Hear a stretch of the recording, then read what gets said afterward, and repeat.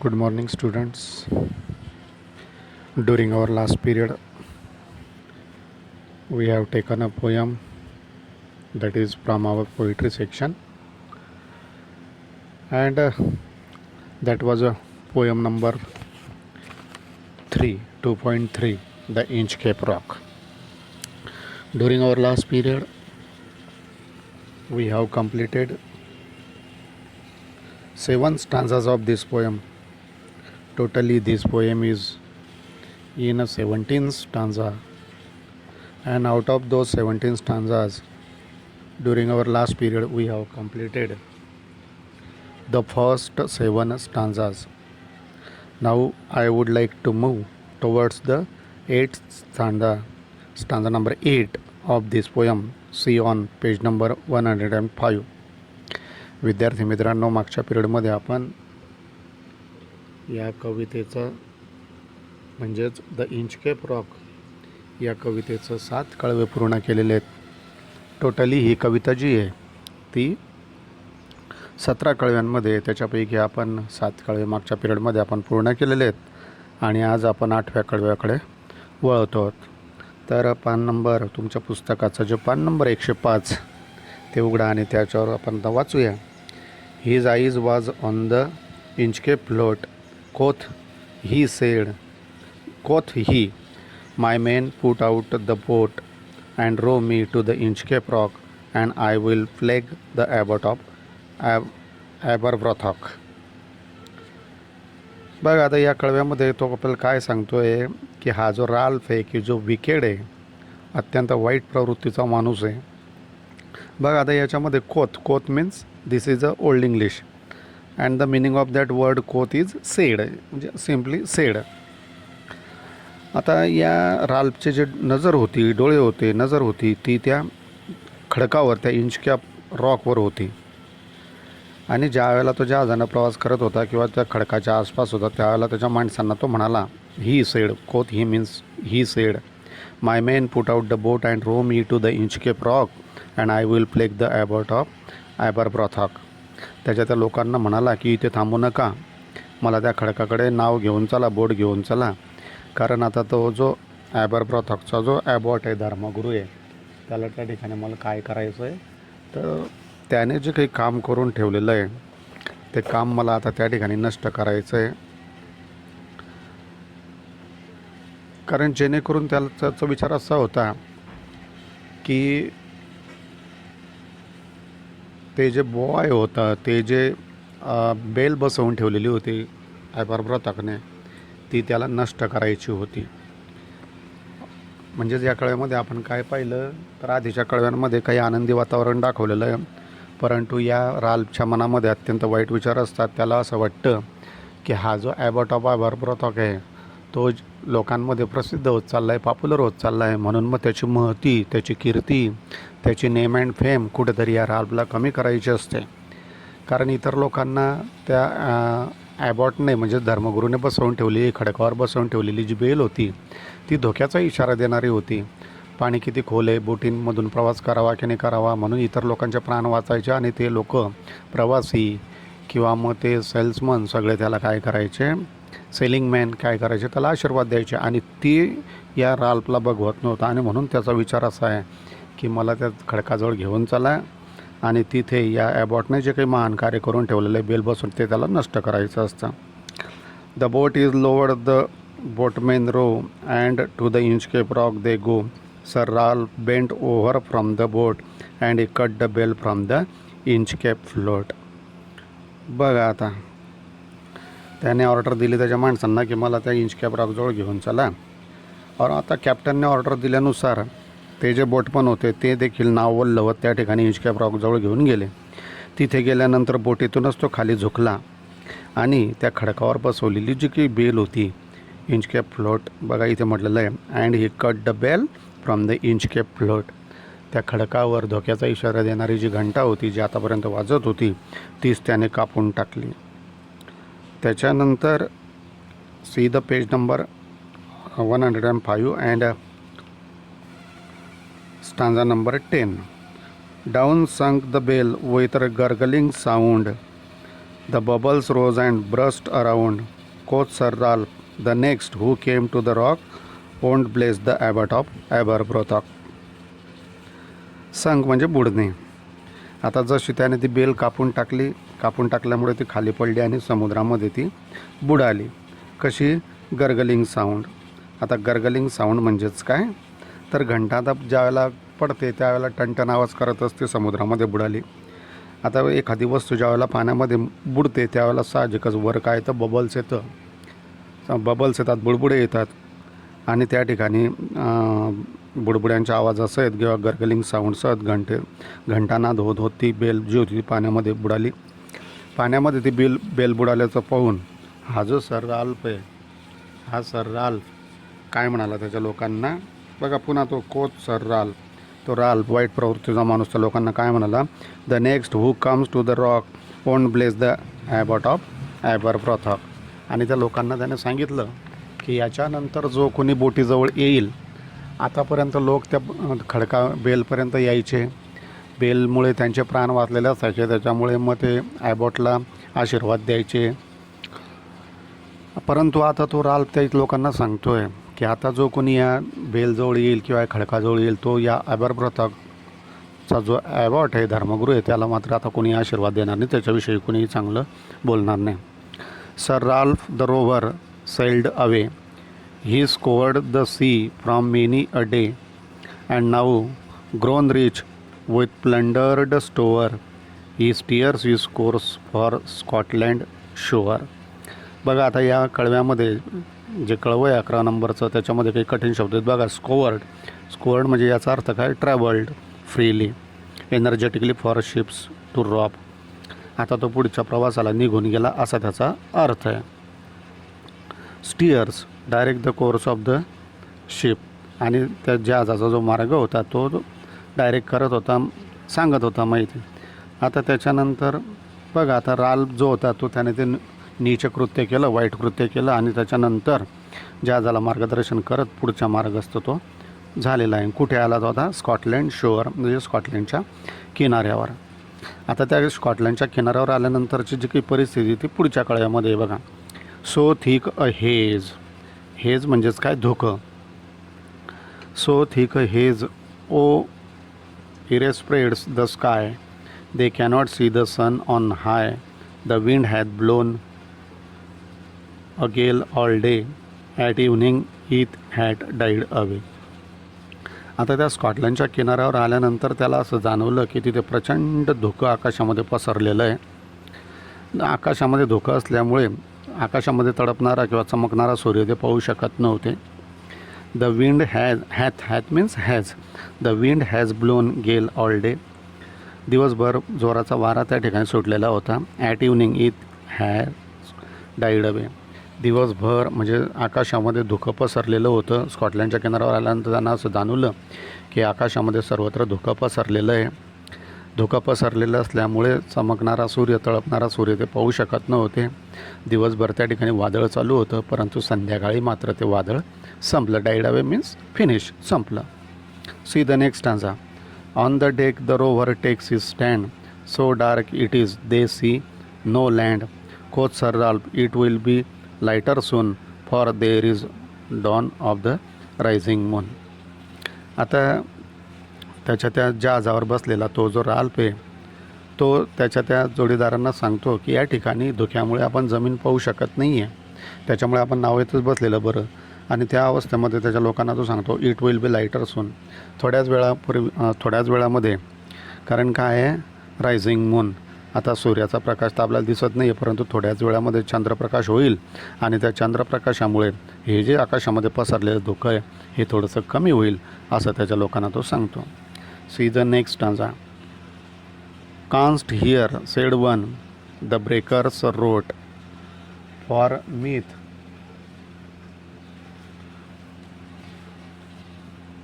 Can't hear, said one, the breakers wrote, for methink we should be near the shore. Now where we are, I cannot tell, but I wish I could hear the Inchcape bell. आता बघा या जो 13वं जे कळवं आहे त्याच्यामध्ये तो म्हणतो, म्हणजे याचा अर्थ आपण पाहू. One of the crew member sed that he could not locate the position of the ship and coastland. He was also lamenting that there was no Inchcape bell to warn them of the hearing rocky coast and easy their fear. आता त्यांच्या अनेक सदस्य त्या जहाजावर होते. आता त्यात अनेक सदस्यांमधला एक सदस्य काय म्हणतोय त्यांना की मी नेमकं, कारण ह्या धुकं इथे पसरलेलं त्याच्यामुळे जहाज नेमकं आपलं कुठे आहे मी काही सांगू शकत नाही. आणि पुन्हा तो मेंबर असं सांगतो, सदस्य असं सांगतो की आधी तरी आपल्याला इंचकॅप रॅकवर जी बेल होती त्याच्यामुळे आपल्याला पोझिशन कळत होती की आपण नेमके कुठे आहोत, परंतु आता ती बेलही आपण कापून टाकलेली आहे, म्हणजे सर राल्फने कापून टाकलेली आहे. त्याच्यामुळे त्या बेलचा होणारा आवाज तो देखील मला आता या ठिकाणी ऐकू येत नाही आहे असं तो सांगतो आहे. पुढचं कळवं बघू आपण आता. कळवं number 15. They hear no sound, the swell is strong, though the wind hath fallen they drift along till the vessel strikes with a shivering shock. Oh Christ, it is the Inchcape Rock. बघा आता मिथिंगचा आधीच्या काळातला जे शब्द आहे मिथिंग, it seems to me. मिथिंग म्हणजे काय, मला असं वाटतं अशा अर्थात आहे. त्याच्यानंतर बघा आता ह्या 15व्या कळव्यामध्ये काय सांगतोय,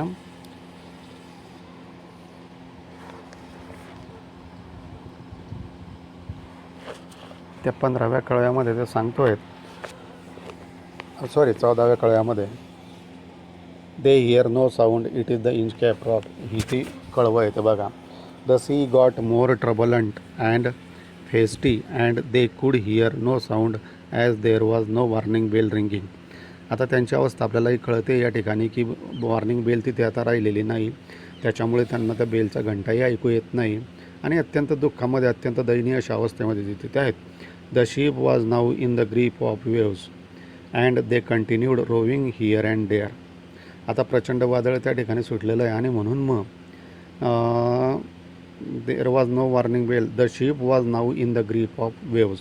समुद्राच्या प्रचंड लाटा त्या ठिकाणी चाललेल्या आहेत. आपण नेमकं कुठे हे त्यांना कळत नाही, म्हणजेच वादळामुळे ते जे जहाज होतं सर राल्फ ते भरकटलेलं आहे. And they continue rowing here and there, आणि जिकडे तिकडे नाव ते वल्लवत आहेत, कारण नेमकं कुठे जावं, कोणत्या दिशेने जावं हे त्यांना कळत नव्हतं.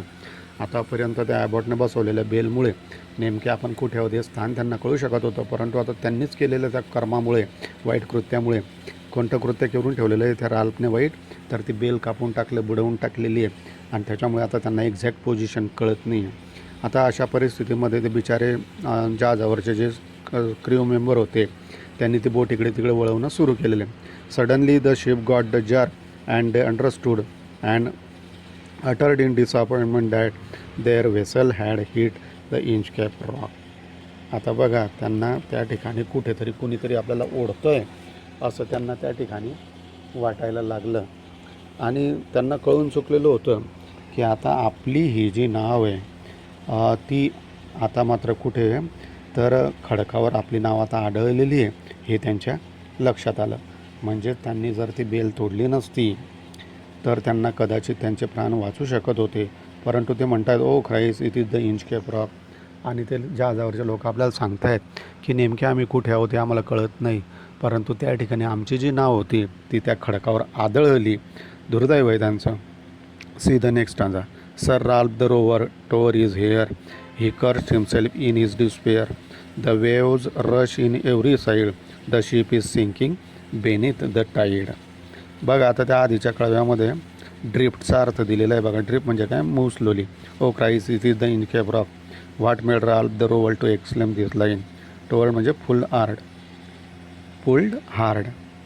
बघा आता लोक बुडायला लागलेली आहेत, नावही बुडायला लागलेली आहे आणि मग अशा परिस्थितीमध्ये तो सरप लार्फ काय करतो तर स्वतःचे केस उपटायला तो सुरू. टोअर इज एअर म्हणजेच काय, केस उपटणे स्वतःचे. कारण ज्यावेळेला माणूस विळापी असा होतो, हातामध्ये काहीही करण्यासारखं नसतं, त्यावेळेला माणूस थोडंसं सायकोलॉजिकली डिस्टर्ब होतो आणि अशा अवस्थेमध्ये तो राल्फ स्वतःचे केस उपटून टाकतो. ही cursed himself in his despair. दुःखामुळे, मनाच्या वाईट अवस्थेमुळे त्या ठिकाणी स्वतःला शिव्या शापतो देतो आहे. The waves rush in every side. कारण रश म्हणजे काय, नाव इकडून तिकडे जाते कारण ती आदळलेली खडका. The ship is sinking beneath the tide. आणि त्या लाटांमध्ये ती नाव कुठेतरी ती बुडालेली आहे. म्हणजेच इथे आपल्याला परिचय येतो, ॲज यू सो शाल सो यू रेप, जसं तुम्ही पेराल तसंच उगवतं या प्रोव्हर्बचा आपल्याला या ठिकाणी मिनिंग कळतो आहे. कारण सर राल्फने कोणतं वाईट कृत्य केलेलं आहे, कारण त्या ॲबरब्रॉथॉकच्या ॲबॉटने चांगल्या पद्धतीने ती बेल बसवून ठेवलेली आहे, परंतु या दृष्ट माणसामुळे म्हणजे या सर राल्फने ती कापून फेकून दिलेली आहे आणि आज मात्र त्याच्यावरच ती वाईट प्रसंग हा ओढवलेला आहे आणि अशा पद्धतीने त्यांचे नाव त्या ठिकाणी बुडाली. But even in is dying fear one dreadful sound could the rover hear, a sound as if with the Inchcape bell the devil blown was ringing his knell. बघा आता, जरी त्याची मानसिक परिस्थिती खराब झालेली आहे, जरी तो राल त्या ठिकाणी बुडतो आहे, तरी देखील त्या ठिकाणी आपण असं म्हणू शकतो, काय म्हणू शकतो, as the ship was sinking down in the sea Sir Ralph heard a sound like that of the Inchcape bell. ज्यावेळेला तो सर राल्फ, तो वाईट प्रवृत्तीचा माणूस समुद्रामध्ये बुडत होता आणि त्यावेळेला मात्र त्या इंचकेप बेलच्या आवाज त्याच्या कानामध्ये घुमत होते. That seized him with terror. कारण काय आहे, अखेर शेवटी जे पाप आपण करून ठेवलेले असतात ते पाप आपल्या मनावर पकड घेतातच. याने त्या बेलचा आवाज पूर्वी ऐकलेला होता, परंतु आज मात्र त्याने त्या बेल आणि त्या बेलचा आवाज संपवलेला आहे, परंतु त्या बेलच्या आवाजाची भीती मरतानाही त्याला त्या ठिकाणी ऐकू येते. It was actually his death knell. आता खरं म्हणजे तो बेलचा आवाज नव्हता, तर त्याच्या मृत्यूची ती घंटाच होती, म्हणजे त्याचं मरण त्या ठिकाणी त्याला दिसत होतं. The devil himself was ringing beneath the water reminding him if is of his approaching death due to his misdeed done. कारण या ठिकाणी आपण असं म्हणू शकतो की त्याला त्या बेलचा आवाज ऐकू येत होता, म्हणजेच काय, त्याच्या मृत्यूचीच ती घंटा होती. माणूस जे वाईट कृत्य करतो, मनामध्ये पाप लपवून ठेवतो, ते पापच माणसाला सगळ्यात शेवटी झपाटून टाकत असतात. आणि म्हणून मग या राक्षसी प्रवृत्तीच्या माणसालाही आता त्याच्या मरताना जे काही वाईट कृत्य त्याने ते बेल कापून टाकण्याचं केलेलं आहे किंवा तोडण्याचं, डिस्ट्रॉय करण्याचं केलेलं आहे, ते पापच त्याला त्या ठिकाणी सुखाने मरूही देत नाही आहे. Thus the Inchcape rock by Robert Southey is a ballad and was publish in 1802. अशा प्रकारे हे कवितेचं पूर्ण वाचन केल्यानंतर आपण असं म्हणू शकतो की इंचकेप रॉक ही रॉबर्ट साऊदी यांनी 1802 प्रकाशित केलेला एक पोवाडा आहे. Ballad means long narrative poem. It is based on nature which says as you sow shall you reap. आणि या कवितेतून मिळणारा जो मेसेज आहे कोणता आहे, as you sow shall you reap. पेराल तसंच उगवतं, जसं कर्म कराल तसंच फळ तुम्हाला मिळतं. इट मीन्स दॅट, याचाच अर्थ काय, man will definitely get the result of his deeds good or bad in future. आज तुम्ही चांगलं करताय का वाईट करतायत, यावरच तुमच्या भविष्यातली फळं ही अवलंबून असतात, असं आपण या ठिकाणी म्हणू शकतो आहे. बघा आता त्या ठिकाणी एक महत्त्वाचा मुद्दा आहे, तो म्हणजे appreciation of the poem. There may be a question which is based on the appreciation of the poem. आता ॲप्रिसिएशन ऑफ द पोएम ज्यावेळेला विचारलं जातं, त्यावेळेला तुम्हाला पोएमविषयी, पोएटविषयी, फिगर ऑफ स्पीचविषयी, स्टाईलविषयी, लँग्वेजविषयी, मेसेज आणि तुम्हाला काय ती कविता आवडली याविषयीचे मुद्दे, त्याच्यामध्ये कुठले तरी 3-4 मुद्दे तुम्हाला दिले जातील. आता या कविता जरी ती लांबलचक असली तरी समजण्याला सोपी कविता आहे. आणि ॲप्रिसिएशन जसं आपण नेहमी करतो तसंच आता मी तुम्हाला थोडक्यात या कवितेचं सांगतो आहे.